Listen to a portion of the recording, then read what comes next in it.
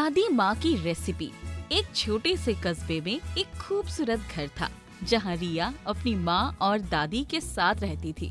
रिया के पिता काम के सिलसिले में अक्सर बाहर रहते थे। दादी माँ सरला देवी परिवार की जान थी। उनका स्नेह और उनकी कहानियाँ पूरे घर को जादुई बना देती थी। सरला देवी अपने जमाने की बेहतरीन रसोइया थी। उनके हाथों का खाना खाकर हर कोई उनकी तारीफ करता। उनके लिए खाना केवल पेट भरने का जरिया नहीं था, बल्कि अपने प्यार को व्यक्त करने का तरीका था। रिया स्कूल से लौटते ही सीधे रसोई में दादी के पास आ जाती। दादी, आज क्या बना रही हो?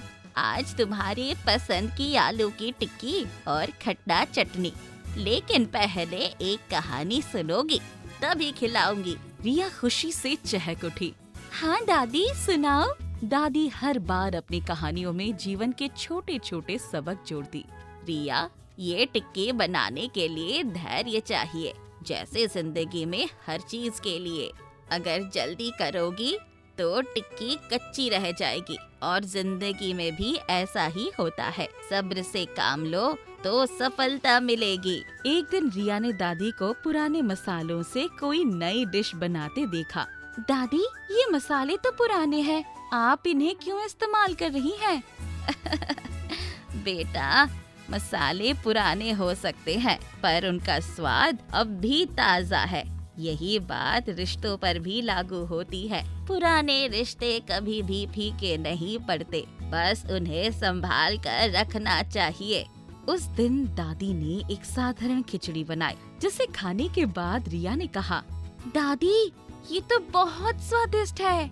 यही जिंदगी है रिया, साधारण चीजों में भी खूबसूरती और स्वाद होता है। समय के साथ दादी की सेहत खराब होने लगी। वो ज्यादा देर तक खड़ी नहीं रह पाती, लेकिन फिर भी वो रिया के लिए खाना बनाना नहीं छोड़ती। एक दिन रिया ने देखा कि दादी बहुत थकी हुई थी। दादी, आप आराम करो, आज मैं आपके लिए चाय बनाऊंगी। अच्छा, तो अब मेरी पोती बड़ी हो गई है, चलो मुझे भी चाय पीने का स्वाद चखाओ। रिया ने जैसे तैसे चाय बनाई, लेकिन उसमें चीनी ज्यादा डाल दी। कोई बात नहीं रिया, पहली बार में गलती होना ही सीखने की शुरुआत है। अगली बार और बेहतर करोगी। एक दिन दादी ने रिया को अपनी पुरानी डायरी दिखाई। रिया, ये मेरी जिंदगी की सबसे कीमती चीज है। इसमें मेरे बनाए हर खाने की रेसिपी लिखी है, पर इसमें केवल खाना बनाने के तरीके ही नहीं, मेरे अनुभव और मेरी जिंदगी के सबक भी हैं। डायरी में हर रेसिपी के साथ एक कहानी लिखी हुई थी। दादी, मैं भी इसे पढ़ूंगी। जरूर, इसे लेकिन संभाल कर रखना, ये तुम्हारे लिए एक तोहफा है। कुछ महीनों बाद दादी की तबीयत और बिगड़ गई। रिया ने उनका बहुत ख्याल रखा, लेकिन एक दिन दादी चुपचाप इस दुनिया से चली गई। घर का माहौल अचानक सूना हो गया। दादी के मृत्यु के बाद रिया ने उनकी डायरी को और गहराई से पढ़ना शुरू किया। डायरी के हर पन्ने पर केवल रेसिपी ही नहीं, दादी के प्यार और उनके जीवन की समझदारी लिखी हुई थी। रिया को एहसास हुआ कि दादी ने उसे केवल खाना बनाना नहीं सिखाया, बल्कि जिंदगी के असली मायने भी समझाए। रिया ने दादी के रेसिपी को अपने तरीके से अपनाना शुरू किया। उसने उन्हीं रेसिपी से अपने दोस्तों और परिवार को खाना खिलाना शुरू किया।